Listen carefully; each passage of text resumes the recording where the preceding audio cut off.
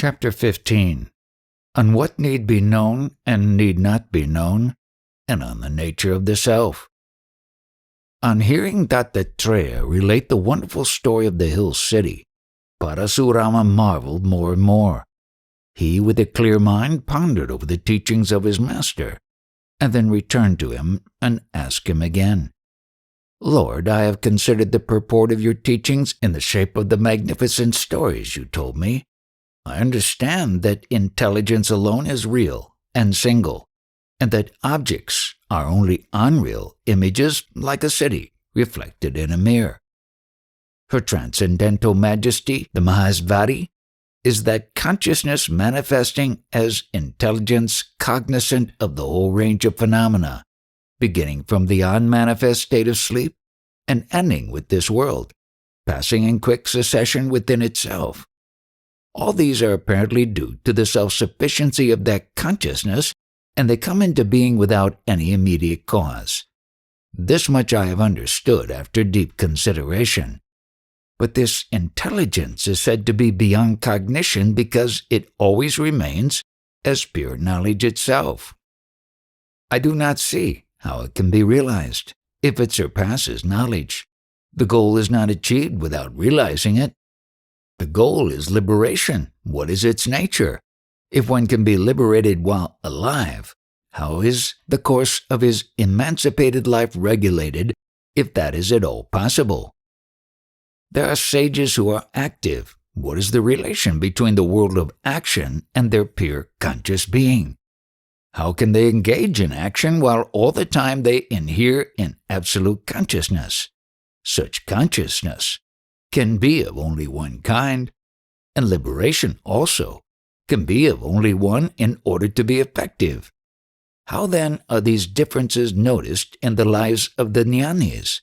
Some of them are active, some teach scriptures, some worship deities, some abstract themselves into samadhi, some lead an austere life and emaciate themselves, some give clear instructions to their disciples, some rule kingdoms quite justly, some openly hold disputations with other schools of thought, some write down their teachings and experiences, others simulate ignorance. A few even do reprehensible and loathsome actions, but all of them are famous as wise men in the world. How can there be such differences in their lives when there can be no difference in the state of liberation common to all? Or are there grades in knowledge and liberation? Kindly enlighten me on these points, because I am eager to learn the truth and to submit to you as my sole teacher." Thus requested, Dattatreya appeared pleased with the questions and answered the worthy disciple as follows. "Worthy Rama, you are indeed fit to reach that goal because you have now turned towards the right way of investigation. This is due to the grace of God, which puts you in the right way of investigation. Who can attain anything worthy without divine grace? The beneficent work of the self in hearing divine grace is finished when the inward turning of one's mind increases in strength day by day. What you have said so far is quite true. You have rightly understood the nature of consciousness, but have not realized it. A knowledge of the property of a thing without actual experience of the thing itself is as useless as no knowledge. True experience of the self is the unawareness of even I am. Can the world persist after such unawareness? Second-hand knowledge is no better than the recollection of a dream. Just as the accession of treasure in a dream is useless, so also is second-hand knowledge. I shall illustrate it with a very ancient story. There was formerly an extremely virtuous king ruling over Videha. He was Janaka by name, very wise, and conversant with both this world and beyond. At one time he worshipped with sacrificial rites the goddess, inhering as the self. There came for the occasion all the Brahmins, Pandits, hermits, critics, those versed in the Vedas, those accustomed to share in sacrificial rites and sacrifices, etc. At the same time, Varuna, the god of waters, wanted to perform a similar sacrifice, but worthy men did not accept the invitation, for they were pleased with Janaka, who respected them duly. Then Varuna's son, who was a great dialectician, came to them. He disguised himself as a Brahmin in order to decoy the Brahmin guests. On entering the royal chamber, he duly blessed the king and addressed him thus before all the assembly. "O king, your assembly is not as good as it should be. It looks like a lovely lake of lotuses ravaged by crows, jackdaws, and herons. It would be better without this medley of incompetence. I do not find a single individual here who will be an ornament to a great assembly like a swan to a lovely lake of lotuses. May God bless you. I shall have nothing to do with this multitude of fools." Being thus insulted by Varuna's son, the whole assembly stood up to the man and said in anger, "You charlatan of a Brahmin, how dare you insult everybody here? What learning have you which is wanting in us? Wicked man that you are only a bluffer. You shall not leave this place until you have proved your superiority over us. There are great pundits assembled here from all over the world.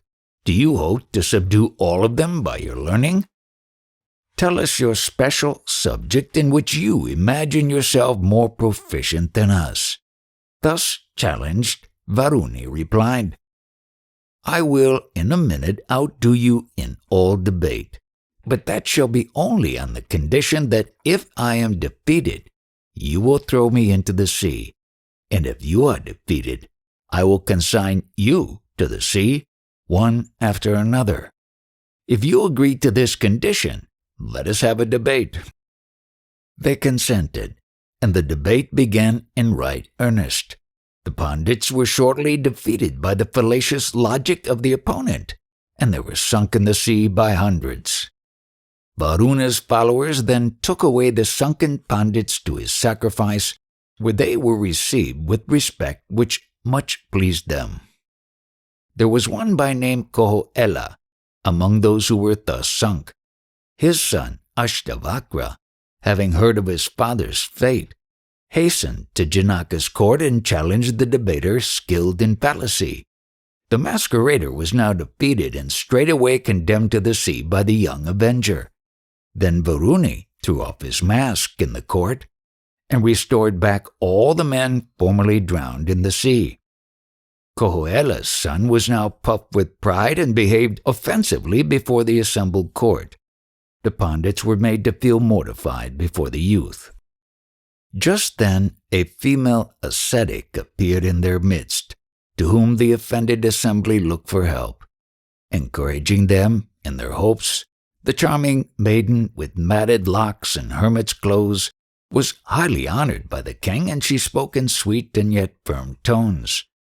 "O child, son of Koela, you are indeed very accomplished, for these Brahmins have been rescued by you after you defeated Varuni in debate. I just want to ask you a short question, to which please give a straight answer, explicit and unreserved. What is that condition reaching which there will be all-round immortality, knowing which all doubts and uncertainties will disappear, and established in which all desires will vanish? If you have realized that unbounded state, please tell me directly." Being approached by the ascetic, the son of Kohoela replied with confidence, "I know it. Listen to what I say. There is nothing in the world not known to me. I have studied all the sacred literature with great care. Therefore hear my answer.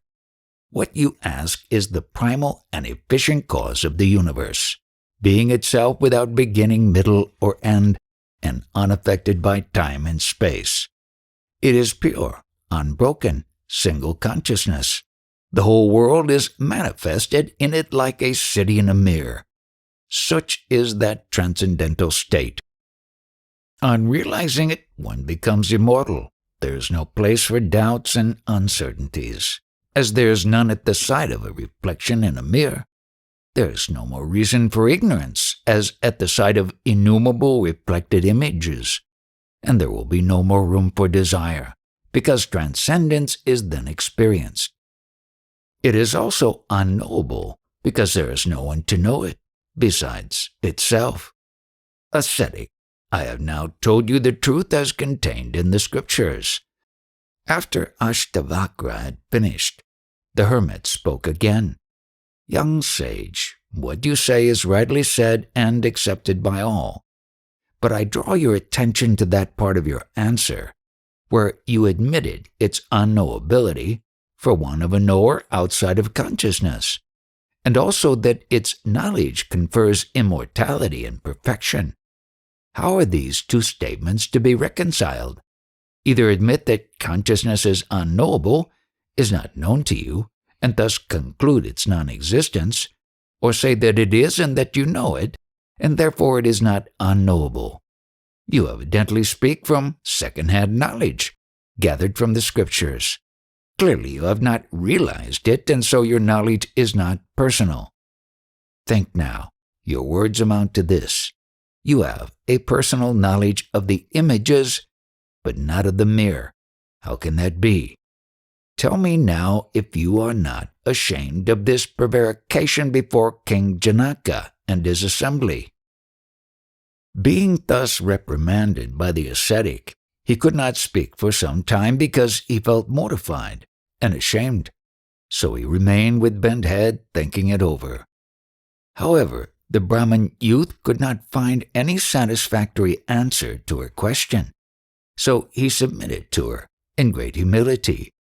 O ascetic, truly I cannot find the answer to your question. I submit to you as your disciple. Pray tell me how the two scriptural statements are to be reconciled.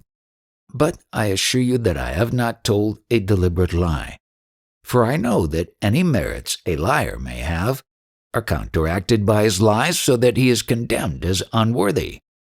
Thus requested, the ascetic was pleased with Ashtavakra's sincerity, and said to him, in the hearing of the assembly, Child, there are many who, being ignorant of this sublime truth, live in a state of delusion. Dry polemics will not help one to reality, for it is well guarded on all sides.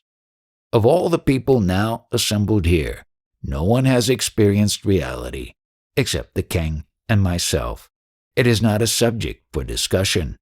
The most brilliant logic can only approach it but never attain it. Although unaffected by logic coupled with a keen intellect, it can, however, be realized by service to one's guru and the grace of God.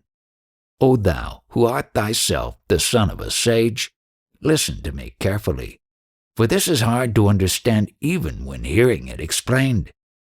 Hearing it 1,000 times over will be useless unless one verifies the teachings by means of investigation into the self with a concentrated mind.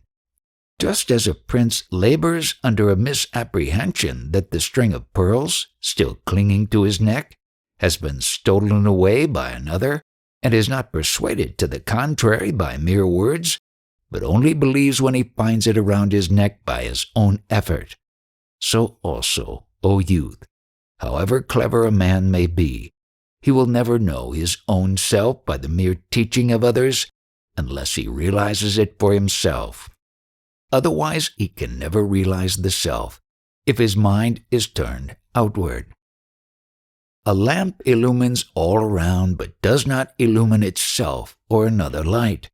It shines of itself without other sources of light.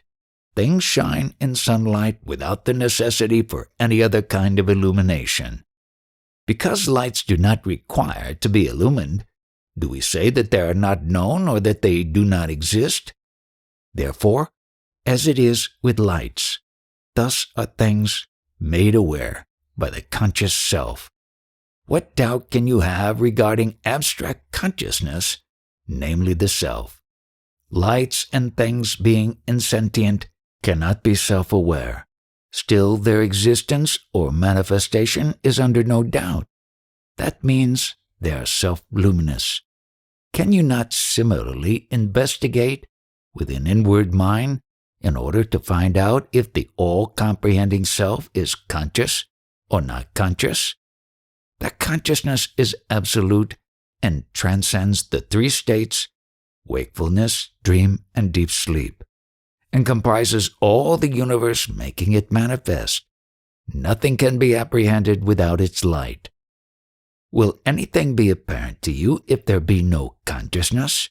Even to say that nothing is apparent to you, as in sleep, requires the light of consciousness. Is not your awareness of your unawareness in sleep due to consciousness? If you infer its eternal light, then closely investigate whether the light is of itself or not. Everybody fails in this investigation, however learned and proficient he may be, because his mind is not bent inward but restlessly moves outward.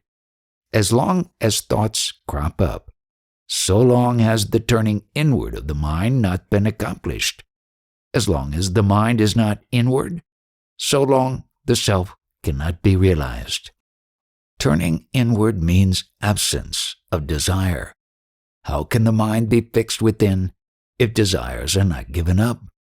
Therefore become dispassionate and inhere as the self. Inherence is spontaneous. No effort is needed to inhere as the self. It is realized after thoughts are eliminated and investigation ceases. Recapitulate your state after you break off from it, and then you will know all and the significance of its being knowable and unknowable at the same time. Thus, realizing the unknowable, one abides in immortality forever and ever. I have now finished. Salutations to you. Farewell. But you have not yet understood my words, because this is the first time you have heard the truth. This king, the wisest among men, can make you understand. So ask him again, and he will clear your doubts. When she had finished, she was honored by the king and the whole assembly, and then she instantly dissolved in the air and disappeared from human sight. I have now related to you, O Rama, the method of self-realization. Thus ends the chapter 15 on Ashtavakra section in Tripura Rahasya. Chapter 16 on consciousness, control of mind, and sleep. When Parasurama had heard the story, he marveled greatly and requested his master to continue. Lord, this ancient legend is marvelous. Please tell me what Ashtavakra asked the king next, and the instructions he received. I had not hitherto heard this story, full of the sublime truths. Please continue the story. Master, I am anxious to hear it in full. Being so requested, Dattatreya, the great sage and master, continued the holy narrative. Listen, O Bhargava, to the discourse with Janaka. On the departure of the holy ascetic from their vision, Ashtavakra, the son of a sage, asked Janaka, who was surrounded by a whole group of pandits, the full explanation of the ascetic's brief but recondite speech. I shall now tell you Janaka's reply, to which you must listen attentively. Ashtavakra asked, O king of Videha, I have not clearly understood the teaching of the ascetic because of its brevity. Please explain to me then, Lord of mercy, how I shall know the unknowable. Being thus asked, Janaka, as if surprised, replied, O thou son of a sage, listen to me. It is neither unknowable nor remains unknown at any moment. Tell me how even the ablest of masters can guide one to something which always remains unknown. If a guru can teach, it means that he knows what he says. This transcendental state is quite easy, or may be well nigh impossible, according as one's mind is inward bent in peace or outmoving in restlessness. It cannot be taught if it always remains unknown. The fact that the Vedas point to it only indirectly as not this, shows that the knowledge can be imparted to others. Whatever you see becomes known by the very abstract intelligence.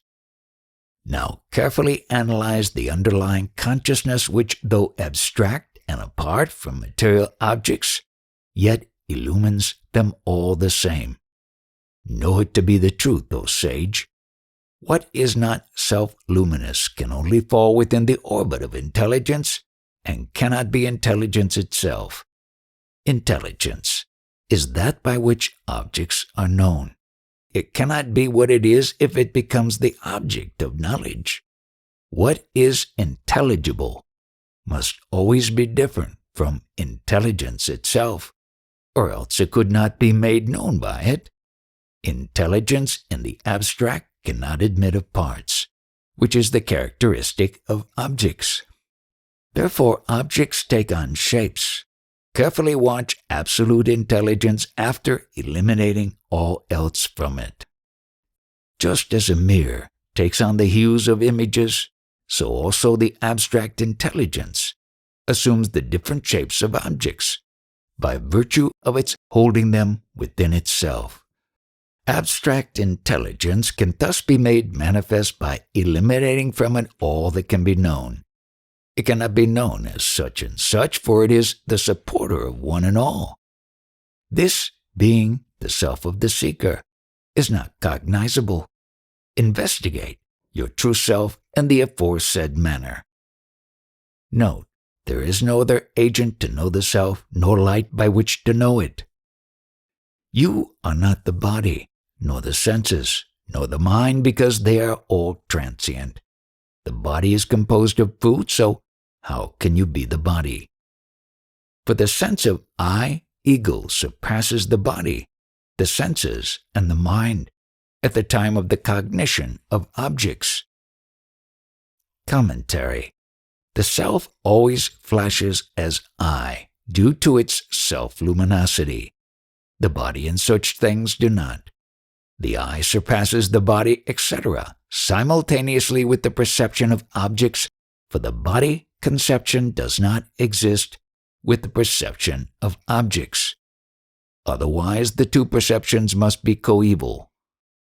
The contention may be made that the eternal flash of the self as I is not apparent at the time of the perception of objects. If I did not shine forth at the time, the objects would not be perceived, just as they are invisible in the absence of light. Why is not the flash apparent?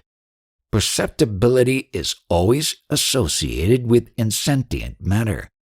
Who else could see the self-luminosity of the self? It cannot shine in absolute singleness and purity. However, it is there as I. Moreover, everyone feels, I see the objects. If it were not for the eternal being of I, there would always arise the doubt if I am or if I am not, which is absurd. Nor should it be supposed that I is of the body at the time of the perception of objects, for perception implies the assumption of that shape by the intellect, as is evident when identifying the body with the self. Nor again should it be said that at the time of perception I am so-and-so, Chaitra. The Chaitra sense overreaches the I sense, but the I sense is never lost by the Chaitra sense. There is the continuity of I in deep slumber and in samadhi. Otherwise, after sleep, a man would get up as somebody else.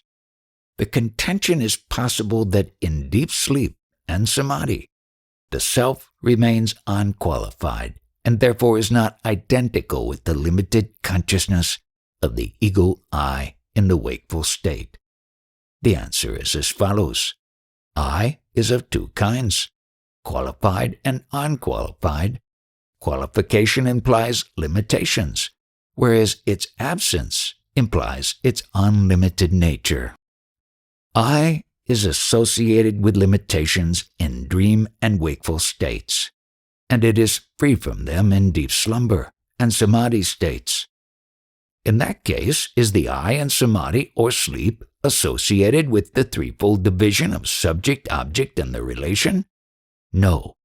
Being pure and single, it is unblemished and persists as I, and nothing else. The same is perfection. Whereas Her Majesty, the Absolute Intelligence, is ever resplendent as I. Therefore she is all and ever knowing. You are she in the abstract. Realize it yourself by turning your sight inward. You are only pure abstract consciousness. Realize it this instant, for procrastination is not worthy of a good disciple. He should realize the self at the moment of instruction. Your eyes are not meant by the aforesaid word sight. The mental eye is meant, for it is the eye of the eye, as is clear in dreams. To say that the sight is turned inward is appropriate because perception is possible only when the sight is turned towards the object. The sight must be turned away from the other objects and fixed on a particular object in order to see it. Otherwise, that object will not be perceived in entirety.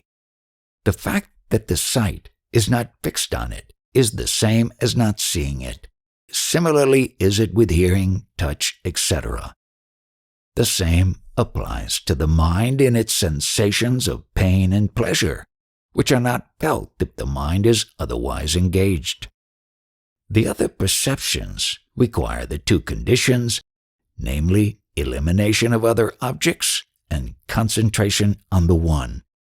But self-realization differs from them in that it requires only one condition: elimination of all perceptions. I shall tell you the reason for this. Although consciousness is unknowable, it is still realizable by pure mind. Even the learned are perplexed on this point. External perceptions of the mind are dependent on two conditions. The first is elimination of other perceptions, and the second is fixation on the particular item of perception. If the mind is simply turned away from other perceptions, the mind is in an indifferent state, where there is absence of any kind of perception. Therefore, concentration on a particular item is necessary for the perception of external things. But since consciousness is the self, and not apart from the mind, concentration on it is not necessary for its realization. It is enough that other perceptions, namely thoughts, should be eliminated from the mind, and then the self will be realized. If a man wants to pick out one particular image among a series of images passing in front of him as reflections on a mirror, he must turn his attention away from the rest of the pictures and fix it on that particular one.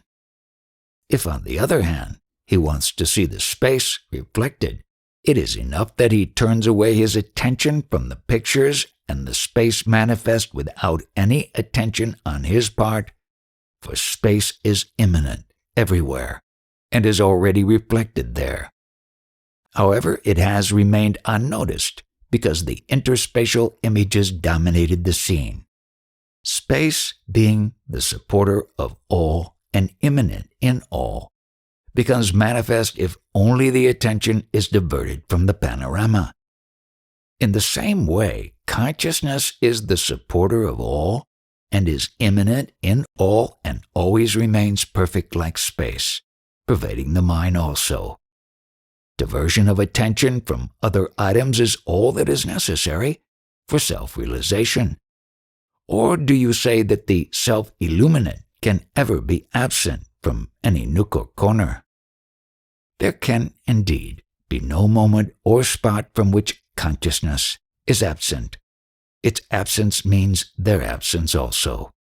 Therefore, consciousness of the self becomes manifest by mere diversion of attention from things or thoughts. Realization of self requires absolute purity. Absolute purity only, and no concentration of mind. For this reason, the self is said to be unknowable, meaning not objectively knowable. Therefore, it was also said that the sole necessity for self-realization is purity of mind. The only impurity of the mind is thought. To make it thought-free is to keep it pure. I must now be clear to you why purity of mind is insisted upon for realization of self. How can the self be realized in its absence? Or how is it possible for the self not to be found gleaming in the pure mind? All the injunctions in the scriptures are directed towards this end alone. For instance, unselfish action, devotion, and dispassion have no other purpose in view.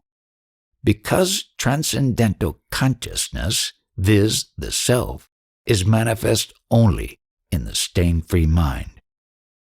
After Janaka had spoken thus, Ashtavakra continued to ask, O king, if it is as you say that the mind made passive by elimination of thoughts is quite pure and capable of manifesting supreme consciousness, then sleep will do by itself, since it satisfies your condition, and there is no need for any kind of effort.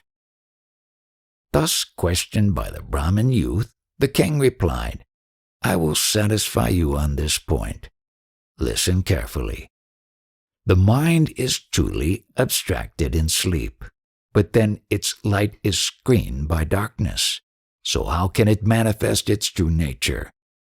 A mirror covered with tar does not reflect images, but can it reflect space also? Is it enough in that case that images are eliminated in order to reveal the space reflected in the mirror?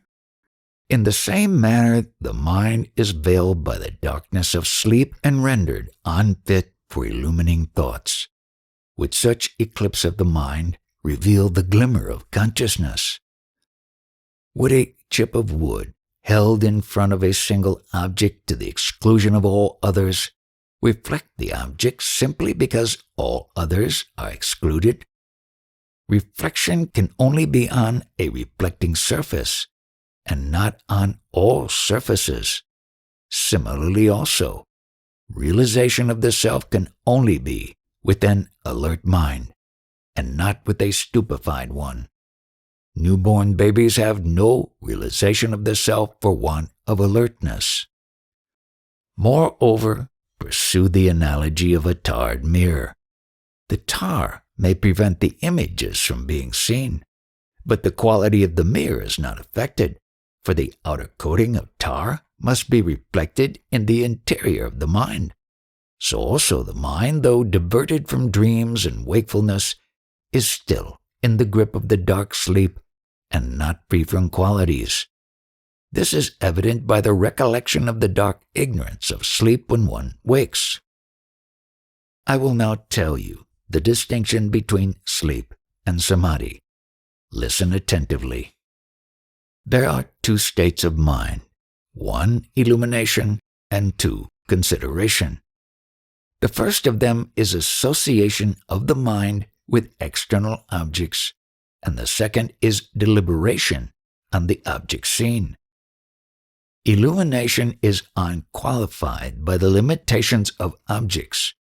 Deliberation is qualified by the limitations pertaining to the object seen, and it is the forerunner of their clear definition.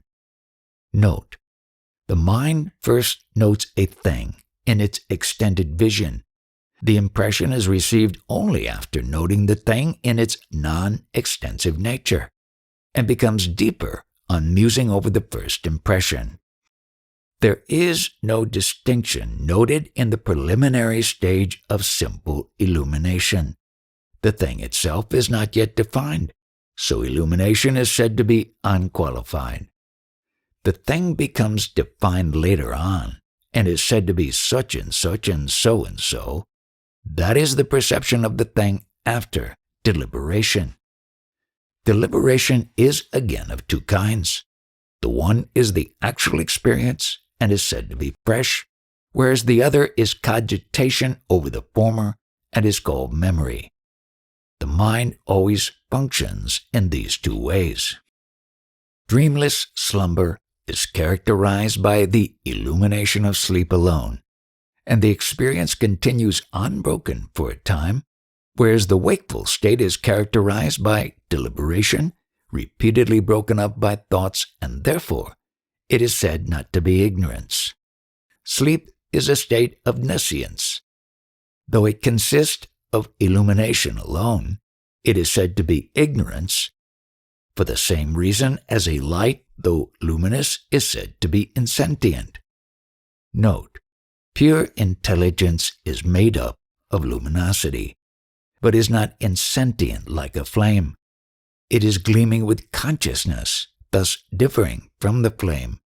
For intellect is evidence as thinking principle. Therefore it is called absolute consciousness, active principle, vibratory movement, all-embracing self, or God. Because of these potentialities, it creates the universe. Sri Sankara has said in Saundarya Lahari, Shiva owes his prowess to Shakti. He cannot even stir in her absence. Shiva should not therefore be considered to be a mere inexpressible entity, depending for his movements upon Maya, like a man on his car. Sri Shankara continues, Shiva is yoked by thee, O Shakti, to his true being. Therefore a blessed few worship thee as the endless series of waves of bliss, as the underlying basis of all that is, as the supreme force maintaining the universe, and as the consort of transcendence. Thus the identity of Shiva and Shakti with each other or with transcendence is evident. The argument that the universe is illusory, being a figment of imagination like a hare's horn, is extended further by the statement that the creation leading up to it must be equally illusory.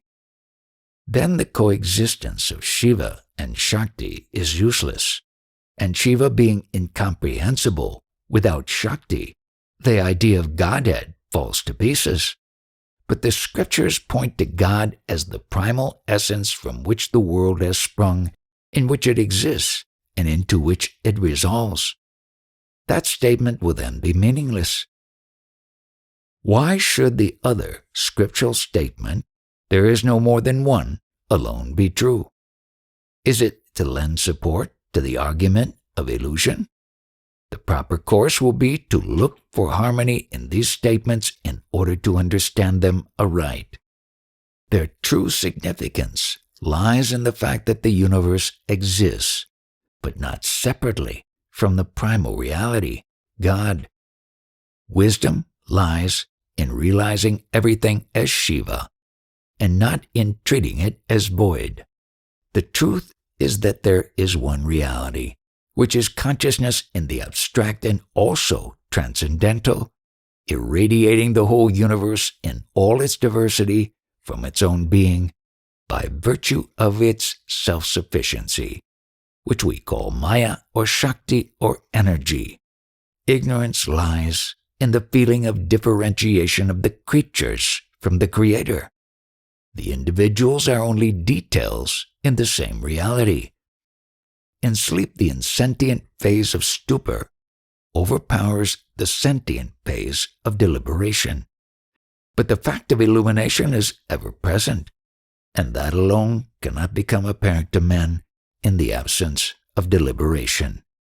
Therefore, sleep is said to be the state of ignorance, as distinguished from wakefulness, which is conceded to be knowledge. This conclusion is admitted by the wise also. Sleep is the firstborn from transcendence, and also called the unmanifest, the exterior, or the great void. The state prevailing in sleep is the feeling there is not.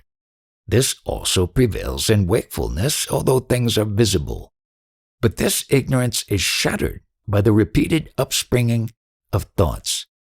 The wise say that the mind is submerged in sleep because it is illumining the unmanifest condition. The submersion of mind is not, however, peculiar to sleep, for it happens also at the instant of cognition of things. I shall now talk to you from my own experience. This subject is perplexing for the most accomplished persons. All these three states, namely samadhi, sleep, and the instant of cognition of objects, are characterized by absence of perturbation. Their difference lies in the later recapitulation of the respective states which illumine different perceptions. Absolute reality is manifest in samadhi. A void or unmanifest condition distinguishes sleep, and diversity is the characteristic of cognition and wakefulness. The illuminant is, however, the same all through, and is always unblemished. Therefore, it is said to be abstract intelligence. Samadhi and sleep are obvious because their experience remains unbroken for some appreciable period and can be recapitulated after waking up. That of cognition remains unrecognized because of its fleeting nature. But samadhi and sleep cannot be recognized when they are only fleeting. The wakeful state is iridescent with fleeting samadhi and sleep. Men, when they are awake, can detect fleeting sleep because they are already conversant with its nature.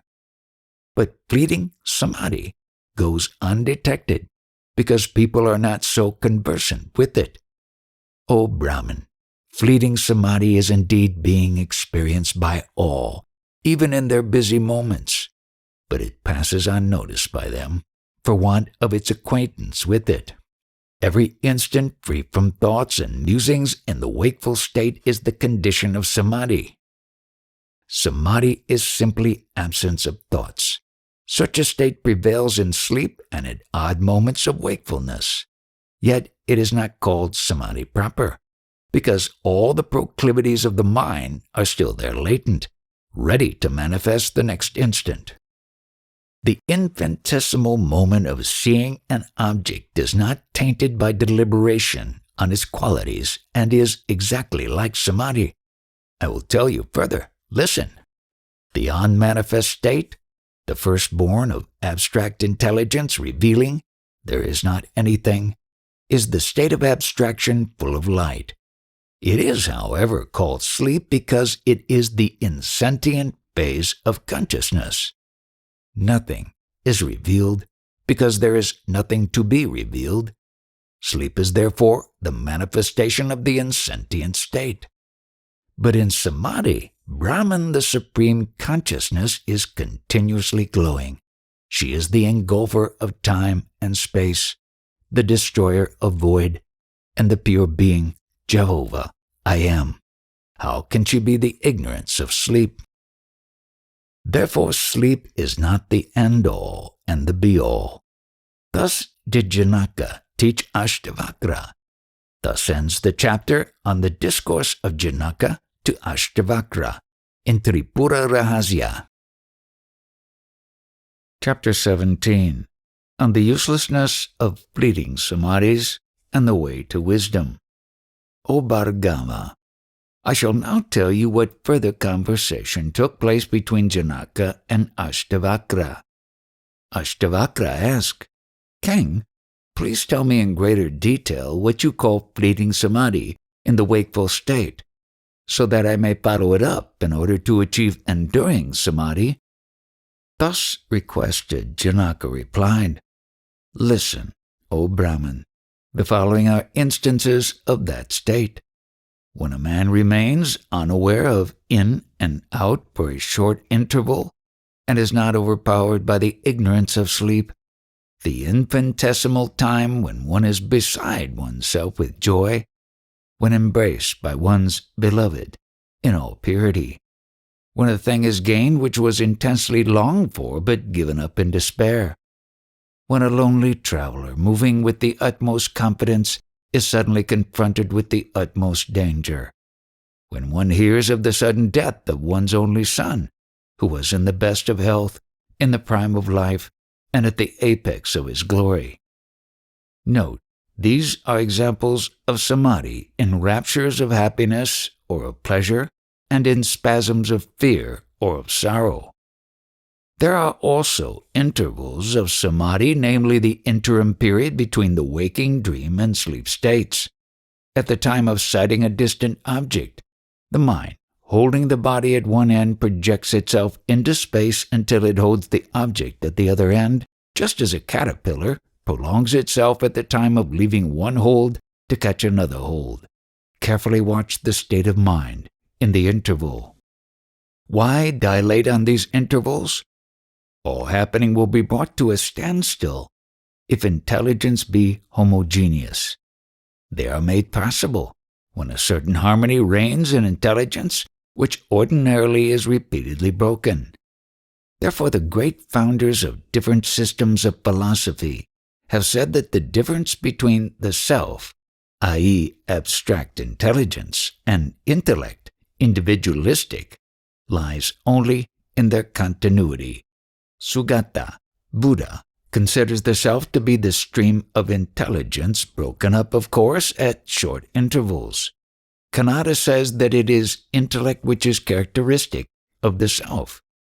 Anyway, when once interruptions in the stream of intelligence are admitted, it follows that these intervals between the various modifications of the intellect into objects would represent its unmodified original state.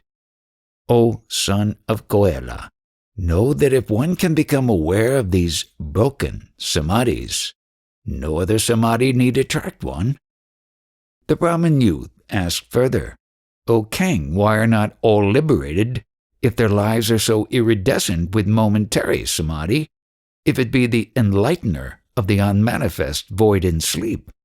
Liberation is the direct result of unqualified samadhi.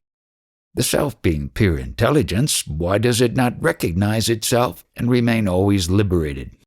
Ignorance is dispelled by pure intelligence, which is samadhi, and this is the immediate cause of salvation. Please tell me, so that all my doubts may be set to rest. The king replied as follows, I will tell you the secret. The cycle of births and deaths is from time immemorial caused by ignorance, which displays itself as pleasure and pain, and yet is only a dream and unreal. Being so, the wise say that it can be ended by knowledge. By what kind of knowledge? Wisdom born of realization. I am that. Commentary. An aspirant for wisdom first turns away from the pleasures of life and absorbs himself in the search for knowledge, which he learns from a master. This is hearsay knowledge. In order to experience it, he ponders over it and clears his doubts. Then he applies the knowledge to himself and tries to feel his immortal being, transcending the body, mind, etc. He succeeds in feeling his self within.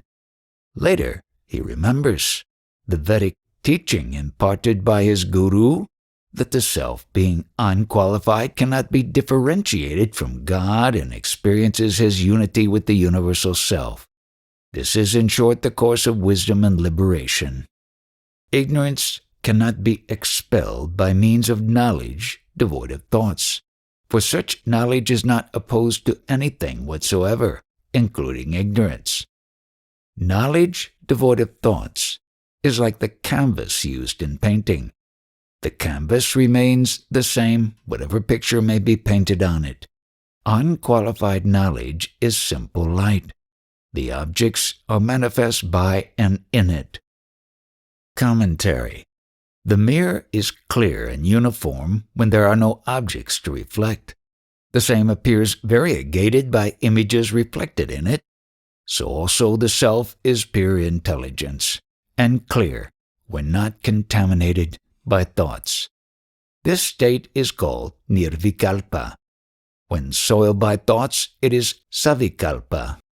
Ignorance is only that knowledge which is called savikalpa, without thought, and nothing else. That ignorance exists in many ways in the form of cause and effect. For ignorance is only the original contamination, cause, continuing as effect. Commentary. Pure intelligence, God, in his insentient aspect, functions as Maya, or the self-contained entity, projecting ignorance as creation. The causal ignorance is said to be of the nature of absence of knowledge of the wholeness of one's own self. The self that is consciousness should only be whole on account of the exclusion of limitation, for it is that which brings about time and the rest which are the causes of limitation. That kind of knowledge of the self which exists as the non-wholeness of the self can alone be the causal ignorance of the nature of I exist here at this time. This is the embryonic seed from which shoots forth the sprout of the body as the individualized self, growing up into the gigantic tree of the cycle of births and deaths. The cycle of births and deaths does not end unless ignorance is put to an end. This can happen only with perfect knowledge of the self, not otherwise. Such wisdom which can destroy ignorance is clearly of two sorts, indirect and direct. Knowledge is first acquired from a master, and through him from the scriptures. Such indirect knowledge cannot fulfill the object in view, because theoretical knowledge alone does not bear fruit. Practical knowledge is necessary, which comes through samadhi alone. Knowledge born of nirvikalpa samadhi generates wisdom by the eradication of ignorance and objective knowledge. Similarly, experience of causal samadhi in the absence of theoretical knowledge does not serve the purpose either, just as a man ignorant of the qualities of an emerald cannot recognize it by the mere sight of it in the treasury, nor can another recognize it if he has not seen it before, although he is full of theoretical knowledge on the subject. In the same way, theory must be supplemented with practice in order that a man might become an expert. Ignorance cannot be eradicated by mere theory or by the causal samadhi of an ignorant man. Again, want of attention is a serious obstacle, for a man looking up at the sky cannot identify the individual constellations. Even a learned scholar is no better than a fool if he does not pay attention when a thing is explained to him. On the other hand, a man, though not a scholar but yet attentive, having heard all about the planet Venus, goes out in confidence to look for it, knowing how to identify it, and finally discovers it, and so is able to recognize the same whenever he sees it again. Inattentive people are simply fools who cannot understand the ever-recurring samadhis in their lives. They are like a man, ignorant of the treasure under the floor of his house, who begs for his daily food. So you see that samadhi is useless to such people. The intellect of babes is always unmodified, and yet they do not realize the self. Nirvikalpa samadhi clearly will never eradicate ignorance. Therefore, in order to destroy it, savikalpa samadhi must be sought. This alone can do it. God, inherent as the self, is pleased by the meritorious actions which are continued through several births, after which the desire for liberation dawns, and not otherwise, even though millions of births may be experienced. Of all the things in creation, to be born a sentient being requires good luck. Even so, to acquire a human body requires considerable merit, while it is out of the ordinary for human beings to be endowed with both virtuous tendencies and sharp intellect. Observe, O Brahman, that the mobile creation is a very small fraction of the immobile, and that human beings form but a small fraction of the mobile, while most human beings are little more than animals, being ignorant of good and bad, and of right and wrong. Of sensible people, the best part runs after the pleasures of life, seeking to fulfill their desires. A few learned people are stained with the longing for heaven after death. Of the remaining few, most of them have their intellects be dimmed by Maya and cannot comprehend the oneness of all, the Creator and creation. How can these poor folk, held in the grip of Maya, extend their weak sight to the sublime truth of oneness? People blinded by Maya cannot see this truth, even when some people rise so high in the scale as to understand the theory. Misfortune prevents their being convinced of it, for their desires sway them to and fro with a force greater than the acquired puny theoretical knowledge. Knowledge, if strictly followed, should put an end to such desires, which flourish on the denial of oneness. They try to justify their practical actions by fallacious arguments which are simply a waste of time. Inscrutable are the ways of Maya, which veils the highest realization. It is as if they threw away the real gem in their hands, thinking it to be a mere pebble. Only those transcend Maya with whose devotion the goddess of the self is pleased. Such can discern well and happily. Being by the grace of God endowed with proper discernment and right earnestness, they get established in transcendental oneness and become absorbed. I shall now tell you the scheme of liberation. One learns true devotion to God after a meritorious life continued in several births, and then worships Him for a long time with intense devotion. Dispassion for the pleasures of life arises in a devotee who gradually begins to long for the knowledge of the truth and becomes absorbed in the search for it. He then finds his gracious master and learns from him all about the transcendental state. He has now gained theoretical knowledge. This is Shravana.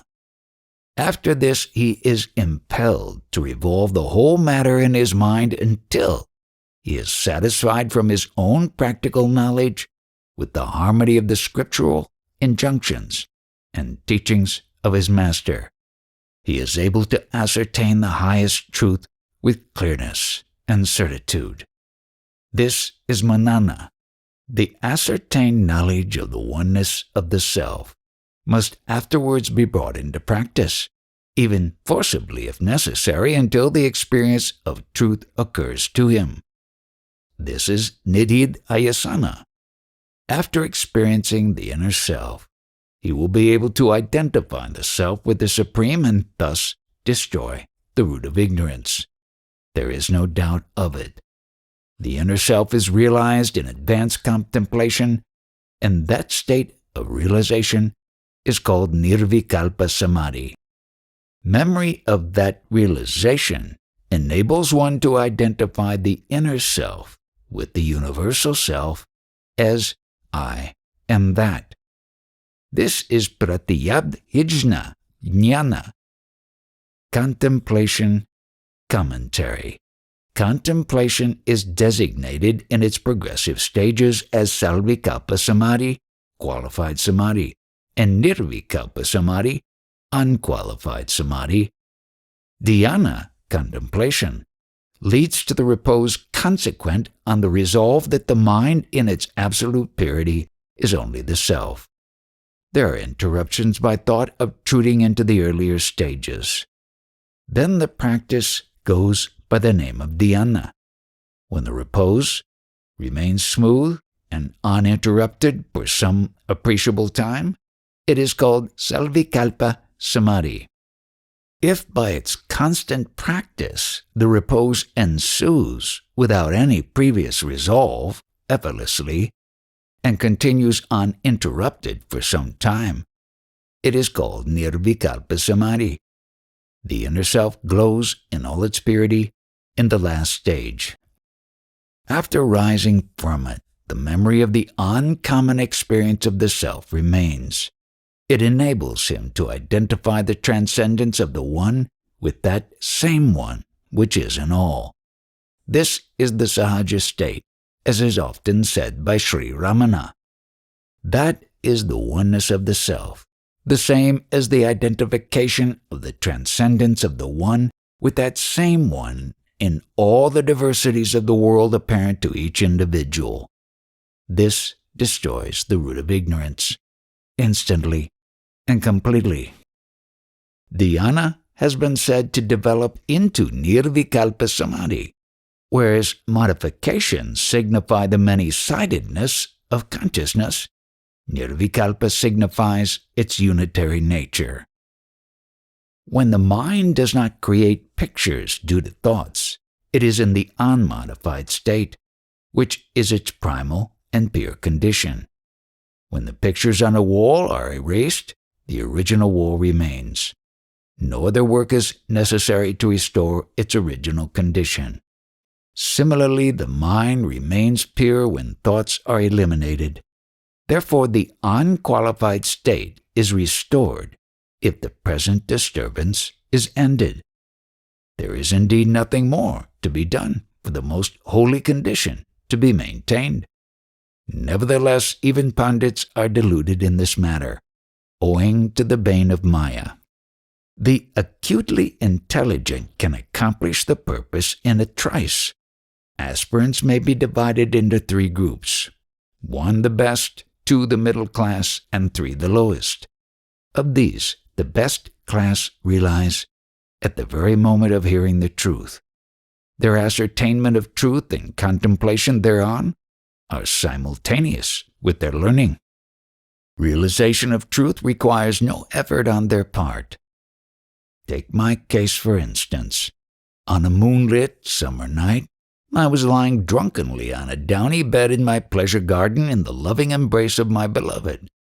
I suddenly heard the sweet nectar-like songs of invisible aerial beings who taught me the oneness of the self, of which I was unaware to that moment. I instantly thought it over, meditated on it, and realized it in less than an hour. For about an hour and a half I remained in samadhi, the state of supreme bliss. I regained consciousness and began to muse over my experience. Oh, wonderful, how full of bliss I was! It was extraordinary. Let me return to it. The happiness of the king of the gods cannot equal even a fraction of my bliss. Not even the creator Brahma could have that bliss. My life had been wasted in other pursuits. Just as a man ignores the fact that he holds Chintamani, the celestial gem capable of fulfilling one's desires, in his hands, and goes begging food, so also people who are ignorant of the fount of bliss within themselves waste their lives seeking external pleasures. For me, such hankerings are done with. Let me always abide in the eternal, infinite source of bliss within me. Enough of such foolish activities. They are shades of darkness and vain repetitions of useless labor. Be they delicious dishes, perfumed garlands, downy beds, rich ornaments, or vivacious damsels, they are mere repetitions with no novelty or originality in them. Disgust for them had not arisen in me before, because I had been foolishly treading the way of the world. As soon as I had decided on and attempted to turn my mind inward, another bright idea struck me. What confusion I am in! Although I am always in the perfection of bliss, what is it I want to do? What more can I acquire? What do I lack? When and whence can I get anything? Even if there were anything new to be gained, would it endure? How can I, who am infinite consciousness bliss, no effort? Individual bodies, their senses, minds, etc., are similar to visions in a dream. They are projected from me. Control of mind leaves all other minds as they are, so what is the use of controlling my mind? Minds controlled or uncontrolled appear only to my mental eye. Again, even if all minds are controlled, mine remains free. For my mind is like infinite space, the receptacle of all things. Who is to control it and how? How can samadhi be brought about when I am already in the perfection of bliss? For the self is bliss, consciousness, even more perfect than infinite space. My own light manifests diverse activities all about the world, which is again my own manifestation. What does it matter if one should manifest as action or inaction? Where is the gain or loss in such manifestation? Similarly, what does it matter for the perfect blissful self if it falls into nirvikalpa samadhi? Samadhi or no samadhi, I am the same perfection and eternal peace. Let the body do what it likes. Thinking thus, I always abide in my own self as the perfect fountainhead of bliss and pure, uninterrupted consciousness. I am therefore in the state of perfection and remain unblemished. My experience is typical of the best aspirants. Wisdom is achieved in the course of many births from the lowest aspirants. As for the middle class, wisdom is gained in the same birth, but slowly and gradually, according to the aforesaid scheme of 1. Learning the truth, 2. Conviction of the same, 3. Meditation, qualified samadhi and unqualified samadhi, and 4. Finally, sahaja samadhi, to be unattached even while engaged in the activities of the world. This last state is very rarely found. Why fall into nirvikalpa samadhi without gaining the fruit of its wisdom? Even if he should experience it 100 times, it will not liberate the individual. Therefore, I tell you that momentary samadhis in the wakeful state are fruitless. Unless a man lives the ordinary life and checks every incident as the projection of the self, not swerving from the self in any circumstances, he cannot be said to be free from the handicap of ignorance. Nirvikalpa samadhi is characterized by the experience of the true self alone, namely, pure intelligence. Though eternal and resplendent, even ordinarily, this abstract intelligence is as if it did not exist. Abstract intelligence is the background on which the phenomena are displayed, and it must certainly manifest itself in all its purity in their absence, although its appearance may look new at first. It remains unrecognized, because it is not distinguished from the phenomena displayed by it. On their being eliminated, it becomes apparent. This, in short, is the method of self-realization. O Brahman, think over what you have now learnt, and you will realize. With the wisdom born of your realization, you will inhere as the self and be eternally free. Dattatreya said, after giving these instructions to Ashtavakra, Janaka sent him away. Ashtavakra reached his own place and put the lessons into practice. Very soon he too became a Jivan Mukta, liberated while yet alive. Thus ends the 17th chapter in Tripura Rahasya.